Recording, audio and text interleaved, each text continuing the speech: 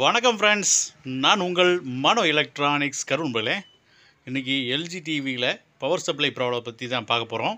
வாங்க ஃப்ரெண்ட்ஸ், இதில் பார்த்தீங்கன்னா எஸ்எம்டி டிரான்சிஸ்டர் தான் போட்டிருப்பாங்க.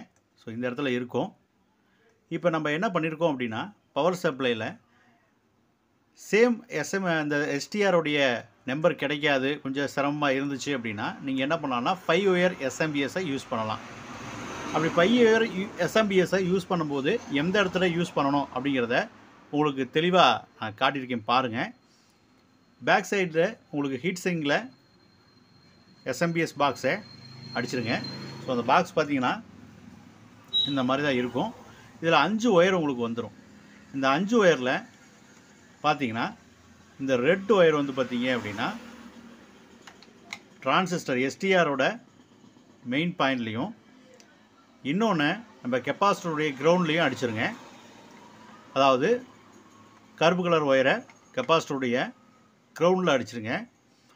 இந்த 2 ஒயர் ப்ளூவும் எல்லோவும் அதுலேயும் உங்களுக்கு மென்ஷன் பண்ணியிருப்பாங்க பாருங்கள்.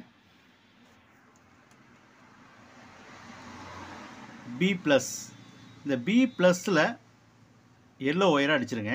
ஸோ அதில் வந்து ஒரு டயோடு வந்து போட்டிருப்பாங்க. இந்த டயோடுக்கு முன்னாடி நீங்கள் அடிக்கணும், இல்லைனா இந்த ஃபங்க்ஷன் ஆகாது. அதே மாதிரி கிரவுண்டு பார்த்தீங்கன்னா இந்த 160 வரக்கூடிய கெப்பாசிட்டருடைய கிரவுண்ட்லேயும் நீங்கள் எடுத்துக்கலாம், இல்லைனா இந்த இடத்துல கிரவுண்டு வர்றதையும் எடுத்துக்கலாம், ஒன்றும் பிரச்சனை இல்லை. ஸோ இந்த மாதிரி அடிச்சுட்டு கிட்ட ஆன் பண்ணிங்க அப்படின்னா உங்களுக்கு கரெக்டான வோல்ட்டு 150 வோல்ட்டு பக்கம் வரும். அதை நீங்கள் 110 வரலும் நீங்கள் அட்ஜஸ்ட் பண்ணி வச்சுக்கலாம். சிம்பிளான மெத்தட் தான் நண்பர்களே. ஈஸியாக நம்ம இதை ரெடி பண்ணிடலாம். இதுக்கான எஸ்டிஆர் கிடைக்கலைங்கிற பட்சத்துக்கு இந்த 5 ஒயர் எஸ்எம்பிஎஸை நீங்கள் யூஸ் பண்ணலாம் நண்பர்களே.